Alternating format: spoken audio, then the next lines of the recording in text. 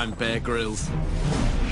I go to some of the most dangerous places on Earth to show you what it takes to make it out alive. I've traveled the globe facing challenges in the sort of places you wouldn't last a day without the right survival skills. Stand up, hypothermic. If that storm doesn't stop, you're gonna die. What are 3 things you need for a fire? 3 things I need for a fire? Yep. Fuel, tinder, and kindling. Well, when you're trying to make fire, you need 3 total things, which is kindling, tinder, and then you need a nice fluff ball so you can catch a spark in order to get started. More chef. Got it. It's very important that people think rationally about making fire. Even I don't go into the woods with just a way to make primitive fire. You don't go to a gunfight with a knife. If you think making fire by friction is easy, it is not. Be smart. Bring matches or a lighter. There's a lot of misnomers with primitive fire making skills. They can be very difficult, especially if you go to a damp area. So one thing I would always recommend for someone that's an outdoor recreationist, have modern ways to make fire. Bring your wooden matches, bring your metal match, bring 2 or 3 different ways to make modern fire and store them on 2 or 3 different places on your body. That way if you lose your backpack, you have matches in a match safe in your pocket. If you lose your pants, whatever, you got a lighter strapped around your knife, wearing around your neck, etc. If I've said it once, I've said it 1,000,000 times. If you're going to venture out into the woods or the wilderness, do an area assessment. Know where you're going and what resources you have at your disposal when it comes to building a fire. You've got to have 3 things: fuel, tinder, and kindling. And that could be various things in various locations. If anyone goes into the woods and expects to make a primitive fire, they're pretty much dead people. How long should you boil water for? I'd say around like 20 minutes. How long should you boil water for? Well, you should boil for about a quart of water. You should boil it for about 20 minutes. And the reason for that is because you get rid of a lot of contaminants and all that different stuff. When I boil pasta, it tells me to boil it for 8 to 10 minutes. So 8 to 10 minutes?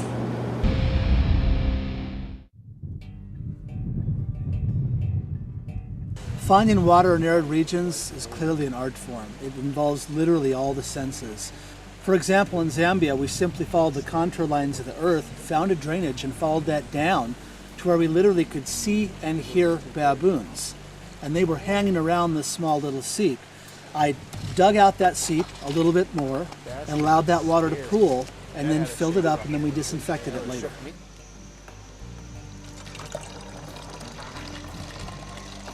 Apparently there's people that think that it's not safe to drink rainwater. I guess it depends on where you are. You do not want to get Giardia or Cryptosporidium or any other parasite in you while you're out in a survival situation. Be damn sure the water you're drinking is pure enough to drink. As far as terrestrial water, in other words, creeks, lakes, etc., I consider it all suspect for waterborne pathogens. There's parasites, protozoa, bacteria, and viruses. All 4 will make you go to the bathroom in your pants and vomit excessively. So what you can do, one of the oldest means of water disinfection, is to boil it. For example, in the Hawaiian Islands, we took cylinders of bamboo and put non-potable water within that bamboo and gently pasteurized that over the fire for 20 or 30 minutes, just enough to where it started to bubble up, and by the time it cooled down, it was safe to drink. Chances are, if you do drink water from a contaminated source, it is not going to hit you right that moment. It will take a few days before you're flat on your back. Those few days you had better use to get out of the situation you're in. Is that all sweat? Have some. It's okay.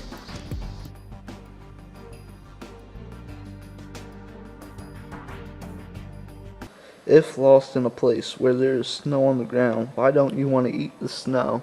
Well, the reason you don't want to eat the snow is because when you eat the snow, it actually cools down your inner core temperature, and that's not good, so you want to boil it first.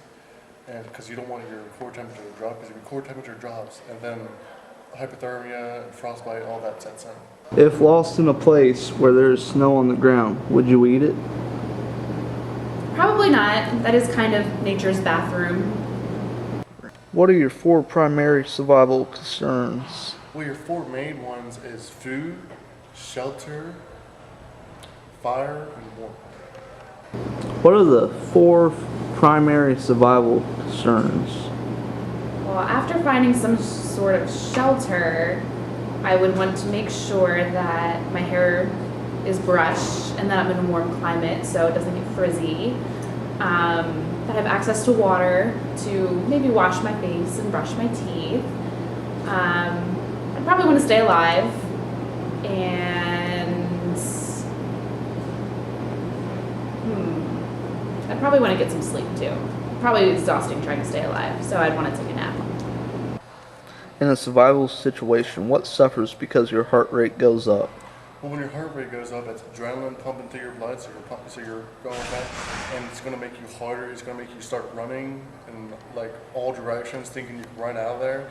And also, after a while, if you try to make a fire or something, your motor skills you can't control yourself. Like you won't have that good of motor skills to like start a fire or build a shelter because you're just going to be too anxiety and all that stuff. Because anytime you're in a real survival situation, your complex and fine motor skills suffer because your heart rate goes up.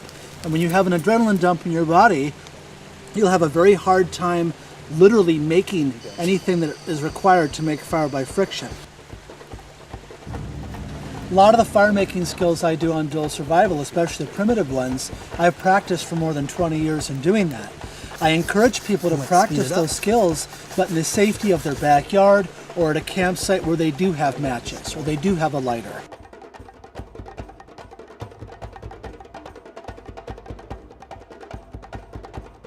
How many weeks can the human body go without eating? Well, the human body can go without food for up to 3 weeks, but you can only go up to 3 days without water, and it depends on the temperature too. Which of these is equivalent to 1 large egg? Number 1, earthworm. Number 2, berries. Number 3, mushrooms. Number 4, an ant. Well, actually, it may surprise you, but it's actually the worm, because the worm is actually 82% protein. What is equivalent to a large egg? I would say the earthworm because it's bigger than an ant, but they're both Correct. insects. Yep. Awesome.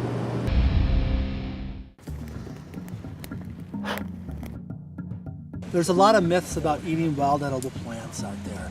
One of the most deadly things you can do is breach the human barrier by putting something in your mouth that you're not familiar with. And I can tell you that from unfortunate experiences. I have never got poisoned in the wild because I don't eat anything unless I am 100% sure I can eat it.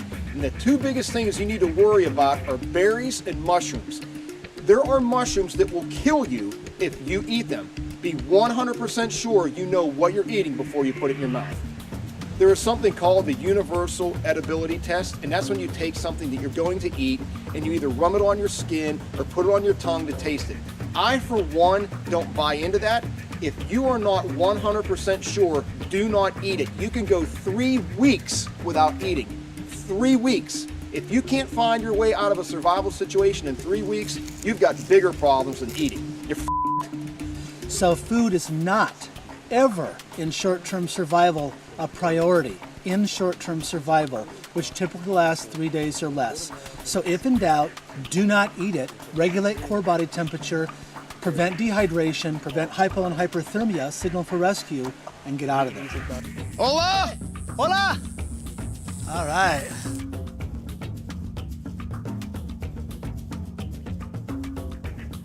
If thirsty, what's a great resource to look for if you can't find water? Well, if you're in like the Appalachian Mountains and you're in like mountains area and it's wet, the best thing to look for is actually stagnant moss and different kinds of mosses, because moss acts as a filter, and if you take that and you just squeeze it, you'll actually get a lot of water out of it, and you don't have to disinfect it. It's already disinfected and everything like that. What is the most important survival skill? Well, there's actually a lot of survival skills that you can acquire and that you need, but I think the best is know how to work with nothing and work with what you have. And there's also fire starting skill, and there's like building shelter skill, and there's actually like knife making, because I think the most important tool for survival situation is a knife, because you can get a lot of stuff from just one little knife, and you can do a lot of stuff. You can make shelter, you can make fire, you can hunt, you can do all that just with one little pocket knife. What is the most important survival skill? I would say being resourceful and using what's around you to survive. What does stoppa mean? Stoppa means stop, think, observe, plan, and act. What is the temperature you have boiled water at for it to be safe to drink? Well, the average is about 212, 210 degrees. You had to boil the water in order to get rid of all the parasites and all that mean stuff that's in the water. What's one way of finding out if you're getting hypothermia? Probably by using your nose as the indicator. It would turn red if you're getting cold, so maybe you'll get hypothermia. Okay. Why shouldn't you drink your own urine in a survival situation? Well, aside from being disgusting, I would think that all the nutrients that would come from urine would be absorbed by your body, so it's probably not that good for you.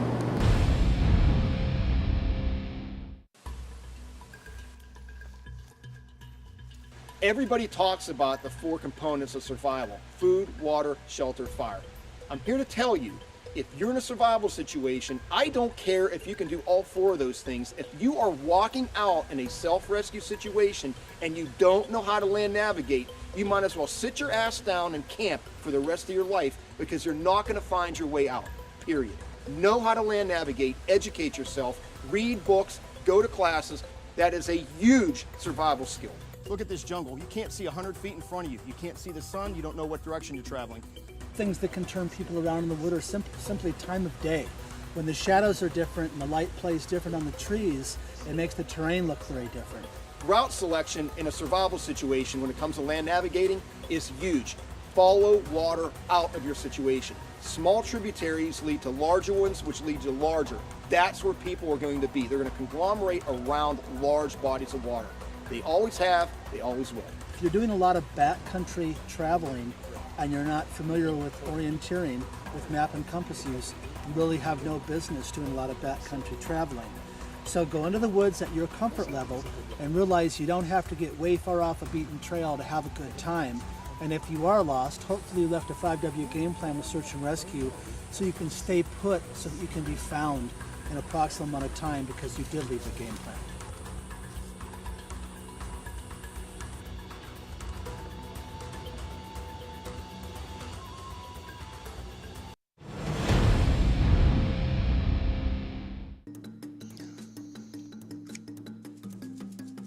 Basically, sanitation or lack thereof is the #1 cause of death on the planet. It kills over hundreds of thousands of people every year, even more than warfare. So knowing how to potty responsibly in the backcountry is one of the most responsible survival skills you can learn to do. It's not just bears that in the woods. You are too, depending on how long you're going to be out in a survival situation. You have got to maintain your hygiene. What does that mean? It means doing the same thing you do at home. When you defecate, you need to clean yourself. If you don't, you know what happens when you don't wipe. You don't want that problem out here. When I teach my clients how to take a dump in the field, we do the DD-PP method, and it doesn't stand for doo-doo and pee-pee. It stands for depth, drainage, privacy, and proximity. First, you want to be proximal to the area. You don't want to have to go too far into the woods because you could get lost. I have had clients get lost, and you don't want to spend a lot of energy hiking out a mile to go to the bathroom. You want the privacy while being proximal, because if people don't have privacy going to the bathroom, they won't go to the bathroom, and that can turn into constipation. We don't want to poop in a drainage because that turd can disinfect above and below ground water sources. And we want to have a certain depth because we want to cover that poop because of the fly, because the fly will land on your crap, then land on your sandwich and get you sick. Wipe yourself with whatever you can. Do not use poison oak or poison ivy or any other plant that may be harmful to you. You've got to do something, whether you find water or wet leaves or whatever.